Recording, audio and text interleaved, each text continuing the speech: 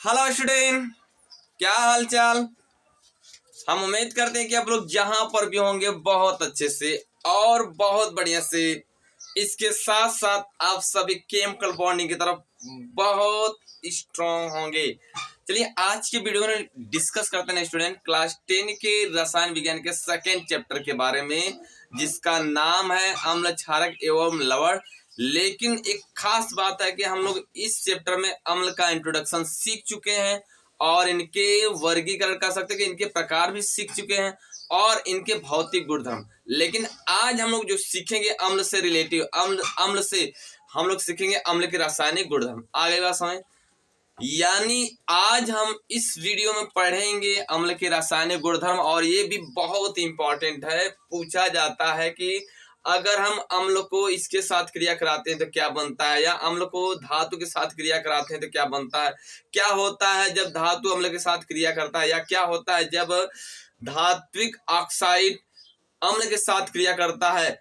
इसको रिएक्शन के साथ समीकरण के साथ समझाइए। तो अब हम इन कंसेप्ट को आज हम देखेंगे कैसे बोर्ड के एग्जाम में आता है, और इन क्वेश्चन को सबसे बढ़िया सिंपल तरीका से एक्सप्लेन करेंगे। क्लियर। चलिए सबसे पहले आप पेन और रफ लेकर बैठ जाइए, जो बच्चा पढ़ने के लिए तैयार है, जो क्लास 10th में है। तो अब हम बात करेंगे अपने उस टॉपिक की जिसके नाम है केमिकल प्रॉपर्टीज ऑफ एसिड। क्या होगा? Chemical properties of acid. बोल सकते हो कि chemical properties of acid given of the 3 types. Now first, reaction with metal. Second, reaction with carbonate और bicarbonate. Next, reaction with metallic oxide. यानी ये तीनों रिएक्शन है, बहुत इंपॉर्टेंट है। उसके बाद हम लोग चलेंगे एक यूज पे पढ़ लेंगे कहानी खत्म अम्ल की, और एक छोटा सा कंसेप्ट होगा आर्हेनियस की अवधारणा। फिर पूरा अम्ल का यानी हम लोग अम्ल की जन्म कुंडली को खत्म कर देंगे। आगे बात में चलिए, तो सबसे पहले चलते हैं, हम लोग देख लेते हैं हेडिंग क्या है। यहाँ पर दिख रहा है सबको, बोलना कमेंट बॉक्स में सर जी दिख रहा है या नहीं दिख रहा है। Chemical properties of acid. Sir ji Hindi में लिखिए, मुझको नहीं समझ में आ रहा है, हिंदी में लिख दे रहा हूँ। इसका होता है अम्लों के रासायनिक गुणधर्म या अम्ल के रासायनिक, किसी कोई दिक्कत, रासायनिक गुण। आ रही बात समझ? चलो तब देख लेते हैं हम लोग रासायनिक गुण के बारे में पढ़ लेते हैं आज।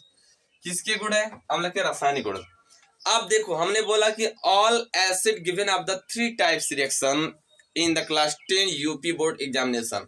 फर्स्ट, मतलब हमने बोला कि जो पूरे अम्ल होते हैं क्लास 10 में अगर देखा जाए, हालांकि बहुत से रिएक्शन होते हैं अम्ल के, कोई सीमित नहीं है, लेकिन क्लास 10th में हम लोग को बस 3 ही रासायनिक गुणधर्म के बारे में डिस्कस करना है, और वो बहुत इंपॉर्टेंट है तीनों। चलिए सबसे पहले कौन है, कौन नंबर पर आ रहा है? धातुओं के साथ अपक्रिया। किसके साथ है?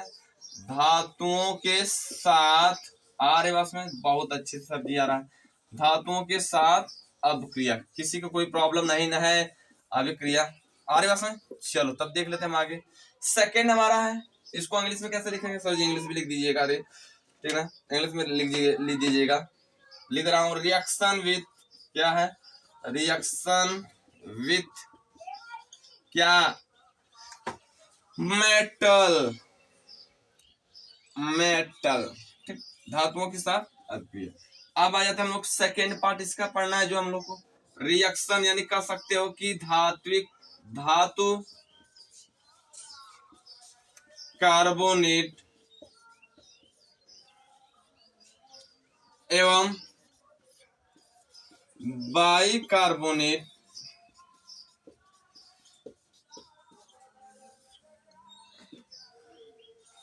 के साथ क्रिया।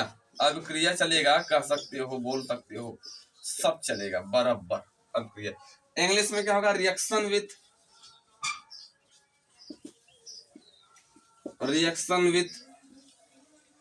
मेटल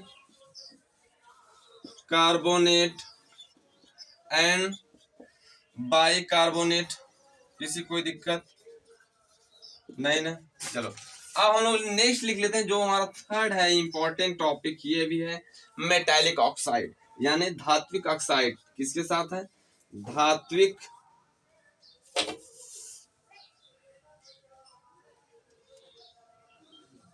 धात्विक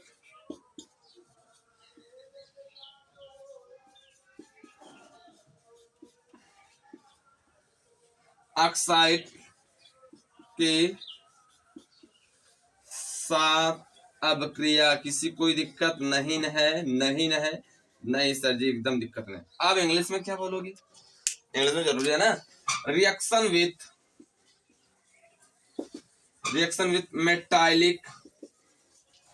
मेटालिक ऑक्साइड, बहुत अच्छे से आ रहा है। Reaction with metallic oxide, sir ji with तो नहीं लिखा गया, तो मिटा के लिख देने बाबू, घबराने जब तक नहीं, इरेजर मेरा काम है, डेस्टर आ रही बस। चलो रिएक्शन विथ, एक चीज बता दे रहा हूँ बच्चों, हम लोग तुम टेंथ में अगर छोटी मोटी गलती होती है पढ़ते समय आपको, तो उसको निगलेक्ट मत करना, बल्कि उसके दूर करने का प्रयास करना। क्यों? क्योंकि आपका स्टार्टिंग और टेंथ बहुत जरूरी है बोर्ड में। अब धीरे धीरे अगर मान लीजिए अगर अपने धीरे धीरे गलतियों को निगलेक्ट नहीं करोगे तो आने वाले समय में बहुत वो डेंजर बनेगा गलती, और वो जो गलती होगी आपको एक ऐसी मोड़ पर लाएगी जहां पर आपको एजुकेशन छोड़ना होगा, फेल होना होगा। और ये तय है कि जो छोटे छोटे गलतियों को निगलेक्ट करता है उसको लास्ट में छोड़ना ही पड़ता है, या तो फेल होना पड़ता है, या कुछ बच्चे पास भी जाते हैं गलती से, गलतियां करने के बाद भी, तो वो क्या होता है किसी काम लायक नहीं रहते। तो हम क्या करेंगे कि हमको अपनी जो छोटी छोटी गलतियां हो उसी समय दूर करना है। क्लियर? चलिए, तो रिएक्शन विथ क्या लिखना है, मेटालिक ऑक्साइड। हमारे पास है एकदम बराबर। इतना पहले आप ना धातुओं के रासायनिक गुणधर्म जो है ना, इतना 3 तरीका से होता है, इसका पहले स्क्रीनशॉट लो, उसके बाद हम एक एक टॉपिक पर एग्जाम्पल के साथ चलेंगे। क्लियर? अरे बस चलो लिखो।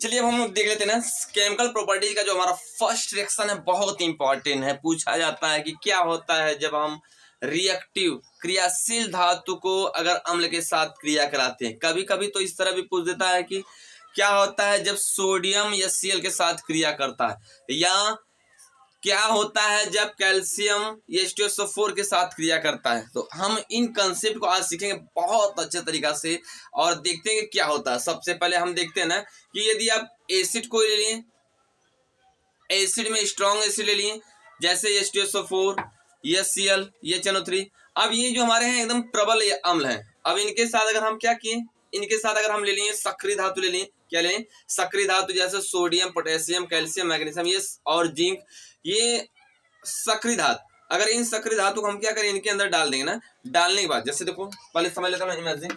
हमने बोला कि अगर आप सक्रिय धातु ले लें, 1 बीकर में ले लें, अब इन सक्रिय धातुओं में ना आप क्या करोगे, कोई मेटल डाल दिए, क्या करोगे, मेटल डाल दें। ये डालते हैं ना, क्या करेगा इसमें ना, डालने के बाद ना तुरंत ध्वनि निकलेगी, पॉप ध्वनि। कौन सी ध्वनि निकलेगी, पॉप। और ये पॉप साउंड निकलेगा तो इसमें जो वाइपर होगा वो क्या होगा, हाइड्रोजन। यानी हम कह सकते हैं कि अगर हम अम्ल के साथ, यानी कोई धातु है उसको अम्ल के साथ जब क्रिया कराते हैं ना, मिलाते हैं ना, तो वह हाइड्रोजन गैस रिलीज करता है, और वो हाइड्रोजन गैस जब रिलीज होता है ना, वो पॉप ध्वनि के साथ निकलता है। किसके ध्वनि के साथ, पॉप ध्वनि के साथ। पूछा जाता है कि अम्ल की कौन सी ऐसी क्रिया है जिसमें पॉप ध्वनि निकलती है या हाइड्रोजन निकलता है, तो आप कहोगे कि अम्ल की वह क्रिया है जिसमें हम धातु के साथ इसको क्रिया कराते हैं तब पॉप ध्वनि निकलती है, या हाइड्रोजन गैस मुक्त होता है। आगे बस में इतनी क्लियर हुआ। चलो तो सबसे पहले हम देख लेते हैं कौन सी बात है, वो हमारा जो मेंस का कंसेप्ट है। लिखो कैसे, इसका डिफिनेशन सर जी, डिफिनेशन क्या होगा बता दीजिए। तो बता दे रहा हूँ, देखो नॉर्मली डिफिनेशन बहुत आसान है। लिखोगे कि नहीं, जब क्या लिखोगे, जब अम्ल को, किसको, अम्ल को सक्रिय, क्या लिखोगे, सक्रिय धातु के साथ। सवाल है कौन कौन सक्रिय धातु है, जैसे सोडियम, पोटेशियम ले लिए, सोडियम ले लिए, और क्या ले सकते हैं हम लोग, जिंक भी ले सकते, ये सक्रिय भी धातु, आयरन ले लिए, और उसके बाद मैग्नीशियम ले लिए। ये सब क्या सक्रिय धातु। अगर हम इनको ना, इनको इन सक्रिय धातुओं को जब हम लोग को सक्रिय धातुओं के साथ क्रिया कराते हैं, तो क्या कराते हैं, क्रिया, तो लवण व hydrogen H2 gas, pop, Hindi में लिख दे रहा हूं, पॉप ध्वनि के साथ निकलती है। किसके साथ? पॉप ध्वनि के साथ निकलती है। क्या होता है? निकलता है, निकलता है। किसी कोई दिक्कत आ रहा है? आ रहा है? बहुत अच्छे से सर दिया। चलो देखते थे कौन कौन है। सबसे पहले हम ले लेंगे क्या यहाँ पर, जब सोडियम ले लेते हैं, क्या नाम लेते हैं? सोडियम। इसका नाम जानते हो आप लोग, सोडियम। अब इतना जान चुके हो सोडियम।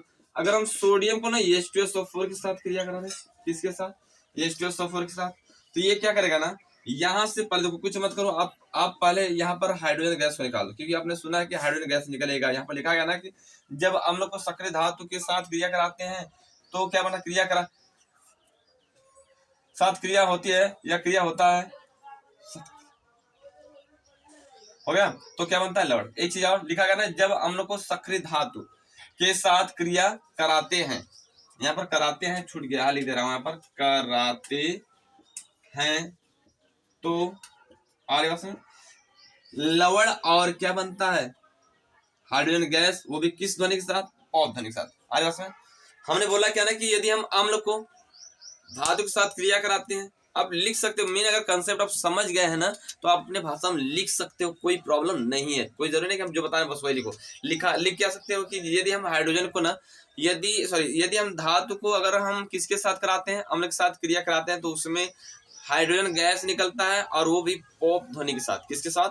पॉप ध्वनि के साथ। आगे बात, ये लॉजिक है। चलो अब देखते हैं हम लोग ना, करना क्या, यहाँ पर ले लें सोडियम हाइड्रोजन सल्फेट ले लें, मतलब सोडियम को हाइड्रोजन सल्फेट के साथ क्रिया करा, नाम लिख देना है यहाँ पर इसका सल्फ्यूरिक अम्ल। क्या लिखेंगे हम लोग? सल्फ्यूरिक। एक मिनट, हाइड्रोजन सल्फेट लिख दे रहे हैं, हाइड्रोजन क्या होगा? Hydrogen sulphate.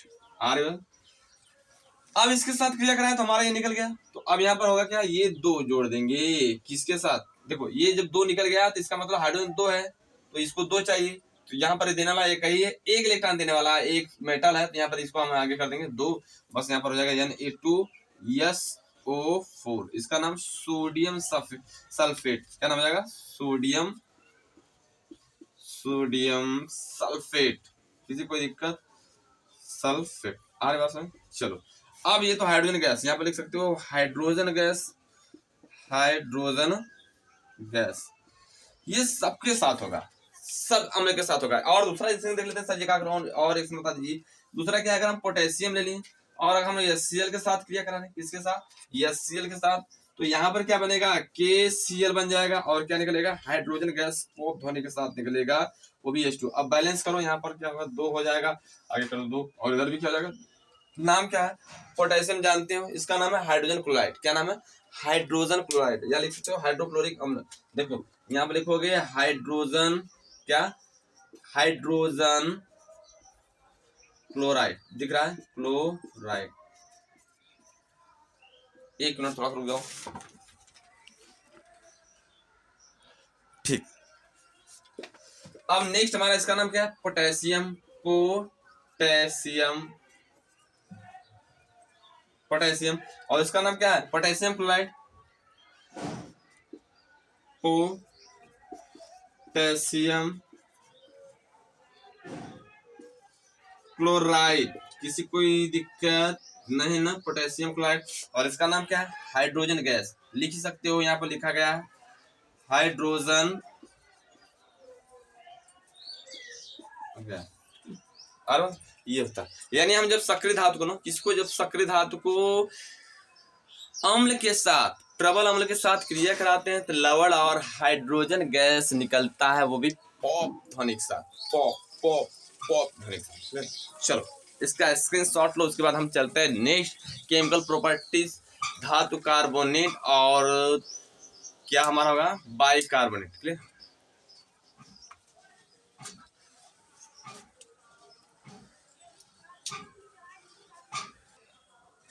चलो अब हम लोग सेकेंड देखते हैं ना। सेकेंड है रासायनिक गुणधर्म अम्ल का, वो क्या है? धातु कार्बोनेट के साथ क्रिया और धातु हाइड्रोजन या बाइकार्बोनेट के साथ अक्रिया। क्लियर। देखो सेकंड, यानी हम लोग पहला वाला पढ़े थे, जब अम्ल को हम धातु के साथ क्रिया कराते थे क्या बनता था, तो आपको बताया गया था लवण बनता है, और क्या बनता है वहां पर क्या बनता है, यस, ये हाइड्रोजन गैस बनता था, वो भी पॉप ध्वनि के साथ निकलता था।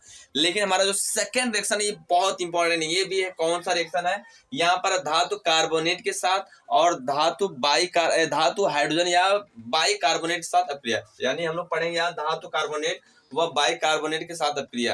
अब यदि हम अम्ल को धातु कार्बोनेट या बाइकार्बोनेट के साथ अक्रिया कराते हैं तो क्या बनता है, ध्यान सुनिएगा। आपको बता दे रहे हैं कि अगर हम अम्ल को ना धातु कार्बोनेट या बाइकार्बोनेट, यहाँ पर सूत्र लिख दे रहा हूँ, अम्ल क्या लिख रहा हूँ, एक इसका जनरल फार्मूला है, अम्ल प्लस धातु कार्बोनेट, क्या लिखेंगे हम लोग, धातु कार्बोनेट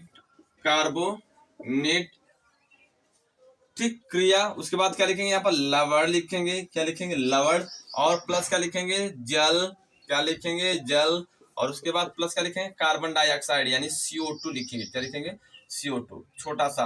आज बात ये इसका छोटा सा फार्मूला है, जनरल फार्मूला, और ये सेम कहानी हूबहू क्या होगा, बाइकार्बोनेट के साथ भी होगा। यानी फिर से सुन लो, हम लोग सेकंड पढ़ने जा रहे हैं रिएक्शन धातु कार्बोनेट व बाइकार्बोनेट के साथ क्रिया, और इसको इंग्लिश में बोलते हैं reaction with metal carbonate and metal bicarbonate. English में क्या बोलते हैं, मेटल बाइकार्बोनेट। आगे बस है। उसके बाद फिर हम लोग देखते हैं ना कि इसका छोटा सा फार्मूला लिखा गया है, क्या लिखा गया है, छोटा सा फार्मूला। आगे बस, छोटा सा फार्मूला क्या है कि यहाँ पर अम्ल और धातु कार्बोनेट को, इसको अम्ल और धातु कार्बोनेट को हम क्रिया कराते हैं, आपस में मिलाते हैं, तो बनता क्या, लवण और जल, और उसके बाद CO2 बनता है। क्लियर। तो अब हम यहाँ पर एग्जांपल देखेंगे कैसे होगा। आप बहुत आसान, खाली ये सूत्र याद कर लिया, ऑटोमेटिक आप रिएक्शन कर सकते हो। चलो लिख दे रहा हूँ, जैसे लिख दे हम लोग, पहला HNO3 ले लिए, HNO3, अब देखो HNO3 प्लस क्या ले लिया हम लोग, धातु कार्बोनेट, तो यानी सोडियम। देखो एक चीज बता दे रहा हूँ, धातु कार्बोनेट क्या होता है, CO3 को बोलते हैं हम लोग कार्बोनेट समूह, क्या बोलते हैं, कार्बोनेट समूह। अब ये जो होता है ना 2 इलेक्ट्रॉन लेता है, क्या करता है, 2 इलेक्ट्रॉन को लेता है। अरे बस, अब जब 2 लेता है तो यहाँ पर हमको इसके साथ ऐसा धातु जोड़ना है कि वो देने वाला कितना। अगर हम मानते हैं कि 1 देने वाला है जैसे सोडियम, तो इसकी बैलेंस सही नहीं होगी, इसका तालमेल अच्छा से बैठेगा नहीं, यानी तब सोडियम 1 है तो नहीं तालमेल बैठेगा, तो यहाँ पर हम 2 कर देंगे तो कहानी अच्छी से। अब यहीं पर कैल्शियम लिख दिया, तो कैल्शियम ऑलरेडी 2 देता है, कार्बोनेट क्या था, 3 देता है, कहानी बराबर। फिर इस तरह हम लोग तालमेल बैठाएंगे। अब होगा क्या, हम ले लेंगे सोडियम कार्बोनेट, क्या लेंगे, सोडियम कार्बोनेट, इसका नाम है सोडियम, क्या नाम होगा बच्चों, सोडियम कार्बोनेट। अरे बात समझ, सोडियम कार्बोनेट, और इसका नाम क्या होगा, नाइट्रिक अम्ल, क्या होगा, नाइट्रिक, किसी कोई दिक्कत, नाइट्रिक अम्ल। चलो आप देख लेते हैं हम लोग, जब इसको हम ना,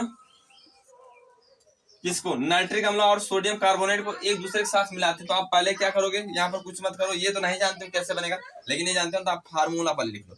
जल की जगह जल का फार्मूला H2 होता है, CO2 जानते ही हो, CO2 गैस। अरे अब इसका मतलब आपको इन्हीं में से बनाना है, तो करना क्या है, देखो जैसे यहाँ पर ऑक्सीजन कहाँ दिख रहा है, यहाँ पर, तो एक ऑक्सीजन इधर से निकाल लो CO3 में से, और हाइड्रोजन 2 यहाँ से, तो यहाँ पर हाइड्रोजन 1 है, तो इसका मतलब यहाँ पर 2 करना पड़ेगा, हो गया, 2 गया। अब जब 2 हो गया तो यहाँ पर वो H2 हो गया, अब बचा क्या, यहाँ से CO2, क्योंकि 3 था तो 1 निकल गया, अब बचेगा क्या, CO2। अब CO2 हम यहाँ पर लिख दें, दिख रहा है, देखो CO2 क्या लिख दें यहाँ पर, यानी अब हमारी कहानी यहाँ से खत्म हो गई। अरे बस, और यहाँ से हाइड्रोजन भी निकल गया, बचा क्या, ये दोनों बचा, बस हमको क्या करना है, जोड़ देना, क्या करना है, जोड़ देना। जोड़ो क्या, यहाँ पर बनेगा, देखो ये एक देते हैं, सोडियम 2 लोग एक देंगे, और ये जो NO2 है, NO2 ये क्या करते हैं, कि 1 लेते हैं, 2 लोग हैं तो 2 हो गया, तो यानी हमको जब दोनों लेने देने वाले बराबर है तो कॉमन कर लेंगे आगे, Na फिर NO3, आगे सोडियम नाइट्रिक अम्ल, सोडियम नाइट्रिक या सोडियम नाइट्रेट बोल सकते हो, नाइट्रिक नहीं बोलेंगे, सोडियम, ठीक है। ये हमारा, या कुछ मत लिखो, लवण लिखो, अगर नाम नहीं आ रहा है ना आपको, क्लियर, अगर नाम नहीं आ रहा तो बस क्या यहाँ पे लिखोगे, लवण, क्या लिखोगे, लवण, बस सिंपल। चलो अब सेकंड हम लोग देख लेते हैं, बहुत इंपॉर्टेंट है सेकंड रिएक्शन। अगर हम क्या ले लेंगे, HCl के साथ कर रहे हैं किसको, सोडियम कार्बोनेट या पोटेशियम कार्बोनेट, कुछ भी ले सकते हो। चलो पोटेशियम कर रहे हैं, यहाँ पर ले लें K2CO3। आप करोगे क्या, यहाँ से 2 हाइड्रोजन चाहिए और यहाँ से 1 ऑक्सीजन। तो पहले यहाँ पर देखो जल बना लो, जल दिखा है H2 और फिर प्लस क्या है CO2, आगे कार्बन डाइऑक्साइड वाटर। अब उसके बाद यानी इन्हीं से निकल गया हमारा क्या होगा, ये दोनों इधर हो जाएगा। पहले इसको बैलेंस कर लो, इधर हो जाएगा KCl 2KCl, ये हो जाएगा इसका फॉर्मूला। ठीक, नाम क्या होगा इसका, लवण लिख लो, क्या हो जाएगा लवण। और इसका नाम क्या होगा, जल तो जानते ही जल, और इसका नाम तो जानते हो कार्बन डाइऑक्साइड, क्या हो जाएगा कार्बन डाइऑक्साइड। आर बस जो बच्चा पढ़ रहा है ना, अगर ये ध्यान से पढ़ेगा हमको उम्मीद है कि बहुत आगे जाएगा। ठीक, और यही सेम कहानी है अगर हम बाइकार्बोनेट ले लें, क्या ले लें बाइकार्बोनेट, उसमें भी यही कहानी है। वो भी क्या करेगा, अम्ल बाइकार्बोनेट और लवण CO2 जल, ये बनेगा। चलो एक हम देख लेते हैं रिएक्शन। नेक्स्ट थर्ड वाला HCl ले लिए और क्या ले लिए हम, अब हम लेंगे KHCO3। देखो धातु कार्बोनेट में तो बोला गया है कि जब क्या क्या क्या क्या क्या जब कार्बोनेट यानी CO3 के साथ, इसे कार्बोनेट बोलते हैं, CO3 के साथ अगर कोई मेटल जुड़ गया तो इसे कार्बोनेट, धातु कार्बोनेट। लेकिन अगर यहीं पर हाइड्रोजन बीच में भी जुड़ गया, इसे बोलेंगे हम बाइकार्बोनेट या धातु हाइड्रोजन कार्बोनेट भी बोला जाता है। अरे सर ये लॉजिक है यहाँ पर। चलो तो अब हम ले लेंगे यहाँ पर सोडियम हाइड्रोजन कार्बोनेट या बाइकार्बोनेट लिख सकते हो, सिंपल था। अब ये क्या होगा, देखो ये Cl ले लें, बाइकार्बोनेट ले लेते हैं, यहाँ पर 1 हाइड्रोजन और 1 हाइड्रोजन, 1 ऑक्सीजन निकल गया, तो बन जाएगा यहाँ पर क्या बनेगा जल। फिर बचा CO2, बच गया CO2। अब बचा क्या K और Cl, तो यहाँ पर लिखेंगे हम लोग K और Cl, तो लिखेंगे KCl और कितना मोल 2 मोल, यानी पोटेशियम क्लोराइड। यहाँ पर लिखोगे लवण, क्या लिखोगे लवण और जल पानी कार्बन डाइऑक्साइड आ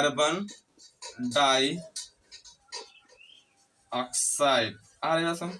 और इसका नाम क्या होगा धातु कार्बोनेट, धातु हाइड्रोजन कार्बोनेट,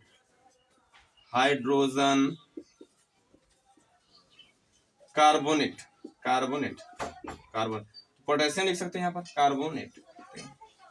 और इसका नाम क्या है, एक ही है, इसका नाम होगा हाइड्रोक्लोरिक अम्ल। अरे बस चलो इसका स्क्रीनशॉट लो, उसके बाद हम मिलते हैं नेक्स्ट रिएक्शन पर।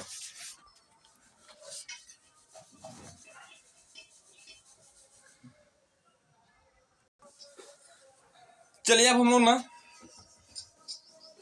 सबसे पहले लास्ट रिएक्शन, मतलब आज सबसे पहले, अभी सबसे पहले इस वीडियो में नहीं, आज जो इस समय है इसके पहले हम लोग बात करेंगे आज क्या धात्विक ऑक्साइड के रिएक्शन के बारे में। किसके बारे में, धात्विक ऑक्साइड के रिएक्शन में, बहुत इंपॉर्टेंट ये भी है। चलो देखते हैं। सबसे पहले सवाल है कि धात्विक ऑक्साइड क्या होता है। सर जी धात्विक ऑक्साइड क्या होता है मुझे बता दीजिए। देखो बता दे रहा हूँ कि धात्विक ऑक्साइड मतलब कि धातु के साथ ऑक्सीजन जुड़ा हो, उस यौगिक को बोलते हैं धात्विक ऑक्साइड। लिख सकते पहले यहाँ पर सबसे पहले हम बोलते हैं रिएक्शन लिखेंगे, बोलेंगे किसके साथ, धात्विक क्या है, धात्विक ऑक्साइड के साथ अपक्रिया, क्या है धात्विक ऑक्साइड, आ रहे उसमें ऑक्साइड के साथ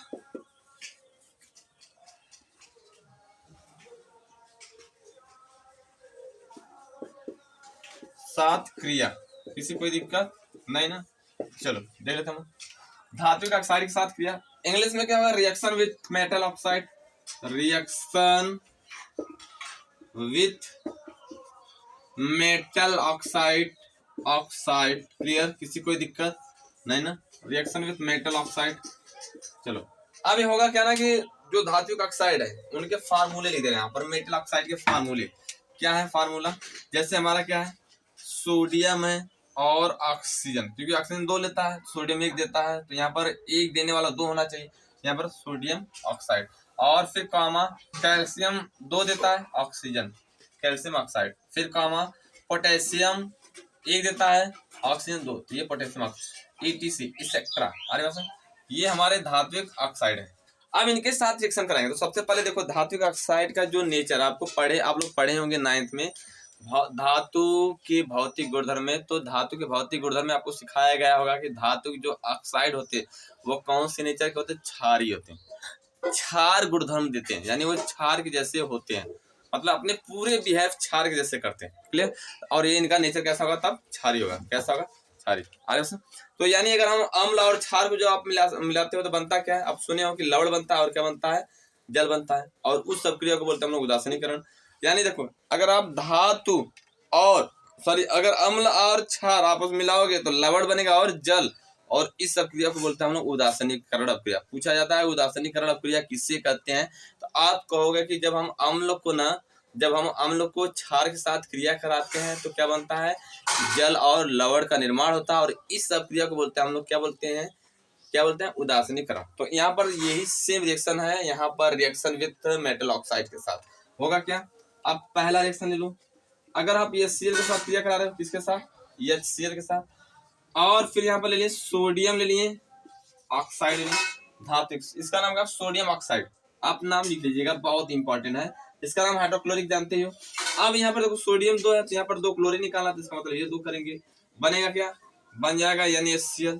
अब वो दिख रहा है कि यहाँ से इसको निकाल दो, सिंपल सा, और ये 2 क्लोरीन आगे 2 क्लोरीन तो ये 2 होगा, तो इस 2 निकल गया तो बन जाएगा 2NaCl। क्लियर। एक सवाल एक सर हम ये 2 आगे लगा रहे हैं, अगर हम इस तरह लिखे तब कोई दिक्कत, Na2 और Cl2 इस तरह लिखा था, इस तरह दिक्कत बहुत ढेर सारे होंगे, क्योंकि हमको रिएक्शन बैलेंसी आपको सिखाई गई होगी, कैसे सिखाया जाता है, कैसे बैलेंसी कैसे किया जाता है, सिखाएगा इसके नेक्स्ट वाले वीडियो में। आप जाकर वहां पर क्लिक करोगे ना, डिस्क्रिप्शन में दिया गया है लिंक, उस पर क्लिक करो, तुरंत हमारा पूरे वीडियो आ जाएंगे। क्लियर। तो अब हम बोलेंगे ना कि वहां पर सिखाया गया कि बैलेंसी कैसे किया, बहुत आसान लॉजिक से सिखाया गया है। सिखाया गया कि इलेक्ट्रॉन कैसे हम बैलेंस करेंगे, तो हम पहले वो पूरे डिटेल को नहीं चलेंगे, क्योंकि हमारा टॉपिक यहाँ पर ये है metal reaction with metal oxide. अगर यहाँ पर चलेंगे तो ढेर लेंदी वीडियो हो जाएगा, तो हमको छोटा बनाना है। क्लियर। तो अब यहाँ पर देखना है कि लेने देने वाला अगर बराबर है, जैसे ये लेने वाला और देने वाला दोनों अगर बराबर है, अगर ये मात्रा बराबर हो रहे हैं तो इनको हम कॉमन कर लेते थे। यहाँ पर जैसे 1 2 है 2 है, तो हम इस तरह ना लिखेंगे, इस तरह नहीं लिखेंगे, इनको हम क्या करेंगे, कॉमन कर लेंगे दोनों नंबर के, बस हो गया। ये लॉजिक है। अरे बस चलो देखता हूँ होगा क्या, इसका नाम लवण, और फिर क्या हो जाएगा, हो जाएगा आपका जल। अरे बस फिर आओ दूसरा रिएक्शन देख लेते हैं, ढेर सारे रिएक्शन, ये NO3 के साथ फिर प्लस क्या हो जाएगा सोडियम ऑक्साइड। अरे सर आप देखो यहाँ पर इसको 2 कर दो, क्योंकि यहाँ से 2 हाइड्रोजन निकालना है, ऑक्सीजन, तो बन जाएगा यहाँ पर पहले। अब देखो ये देने वाला 2 है तो लेने वाला भी 2 है, तो ये हम जानते हैं एक लेने देने वाले हैं, तो आगे कॉमन कर लो Na2 NO3, फिर इसका नाम लिख लो लवण, क्या लिखोगे लवण, फिर क्या हो जाएगा। अब इतना लिख दोगे ना, नाम कोई जरूरत नहीं इसका हम एग्जैक्ट नाम लिखें, आप एग्जाम में ना अगर खाली सामान्य नाम इसका लिख दोगे तो आपको भरपूर नंबर मिलेगा, एग्जामिनर जानेगा कि लड़का जानता है। ठीक है, चलो आप देख लेते हैं हम यहाँ पर H2O जब आ रही है, किसी को दिक्कत। इसी तरह अब एक और देख लेते हैं हम लोग, क्या ले लेंगे हम लोग, HCl ले लिए और कैल्शियम ऑक्साइड ले लेंगे। अब होगा क्या, यहाँ पर 2 कर दो, और यहाँ पर क्या हो जाएगा, बनेगा CaCl2, 1 मिनट Cl प्लस क्या हो जाएगा जल, इसका क्या नाम है लवण, क्या नाम है लवण, और इसका नाम क्या है जल। कहोगे सर जी नो का नाम नहीं आप लिखे, इसका नाम धात्विक ऑक्साइड बताया गया ना, यहाँ पर इस बॉक्स में लिख दिया, और इसका नाम जानते हैं HCl का मतलब अम्ल धात्विक ऑक्साइड लिख दे रहा हूँ। एक इसका नाम क्या है अम्ल, क्या नाम है अम्ल, और इसका नाम धात्विक, क्या नाम है धात्विक ऑक्साइड। क्लियर, किसी कोई दिक्कत नहीं ना, चलो धात्विक ऑक्साइड। अरे ये है कहानी यहाँ पर। तो अब हम बात कर लेते हैं अम्ल की उपयोग, किसकी बात कर लेते हैं, अम्ल की उपयोग, अम्ल का उपयोग क्या है। पहला देखो ये NO3 का उपयोग कहाँ होता है, ये NO3 का जो उपयोग होता है ना, जानते हो कहाँ, जानते हो ये NO3 का, अब लिख सकते हो, पहले हेडिंग लिख लो अम्ल का उपयोग, अब लिखोगे क्या, पहली पॉइंट ये NO3 का उपयोग क्या होता है, ये NO3 का उपयोग, किसका उपयोग, ये NO3 का उपयोग सोना और चांदी के शोधन में किया जाता है, सोना और चांदी के शोधन में, मतलब सोना और चांदी के शोधन में किया जाता है। ठीक है, दूसरा ये H2SO4 का उपयोग लेड बैटरियों और पेट्रोलियम प्लास्टिक व कपड़े के उद्योग में किया जाता है। क्लियर। ले H2SO4 का उपयोग लेड बैटरियों आ रहे समय पेट्रोलियम, प्लास्टिक व कपड़ा के शोधन में किया जाता है। यानी मेन इसका जो यूज होता है ना पेट्रोलियम के शोधन में किया जाता है। जैसे देखो पेट्रोल तो निकलता है, डीजल निकलता है ना, ये जितने पेट्रोलियम प्रोडक्ट निकलते हैं इनको शुद्ध करने के लिए हम H2SO4 मिलाते हैं। क्लियर। चलो अब हम लिख लेते हैं नेक्स्ट HCl का उपयोग। किसका उपयोग? HCl का जो उपयोग है ना स्टूडेंट, HCl का उपयोग कहाँ किया जाता है जानते हो? कहाँ? अगर आप कोई लोहे का प्लेट है, अगर उसको कलई करना है, मतलब कलर करना है, जब कलर करना है ना तो हम क्या करते हैं, पहले ही HCl के द्वारा उसको वॉश करते हैं। जैसे सपोज दैट ये माने हम क्या है, हमारा धातु का प्लेट है, मानना है कि धातु का प्लेट और इसके ऊपर पूरे जंग लग गए। क्या लग गए? जंग। अब इसको पूरा साफ करना है। क्या करना है? साफ करना। तो हम क्या करेंगे, HCl के द्वारा हम पहले इसको वॉश करेंगे। जब वॉश करेंगे ना तो क्या होगा, फिर इसके ऊपर हम कलर करेंगे, पेंट करेंगे। तो ये हम कह सकते हैं कि HCl का उपयोग ना धातु प्लेट, यानी HCl का उपयोग लोहे धातु को कलाई करने से पहले साफ करने में उपयोग किया जाता है। मेन टॉपिक है इसका उपयोग। ये पूरी कहानी खत्म, अम्ल की पूरी बायोडाटा खत्म, जन्म कुंडली खत्म। अब एक टॉपिक छोटा सा है RNS की अवधारणा, इसको हम बोल दे रहे हैं सिंपल सा। RNS की अवधारणा में क्या होता है कि वह रासायनिक अम्ल वे रासायनिक पदार्थ होते हैं जो जल में घोलने से आसानी से H+ आयन दे देते हैं, उसे हम बोलते हैं अम्ल। यानी वे रासायनिक पदार्थ जो जल में घोलने पर आसानी से H+ आयन दे देते हो उसे बोलते हैं हम लोग अम्ल। और जैसे एग्जांपल क्या है, H2SO4, HNO3 और HCl। आगे बस ये पूरा अम्ल का जन्म कुंडली खत्म। क्लियर। चलिए अब हम लोग नेक्स्ट वीडियो में मिलेंगे ना क्षार को लेकर बहुत धमाकेदार के रिएक्शन के साथ और बहुत इंटरेस्टेड कंसेप्ट के साथ। तब तक लिए बाय बाय।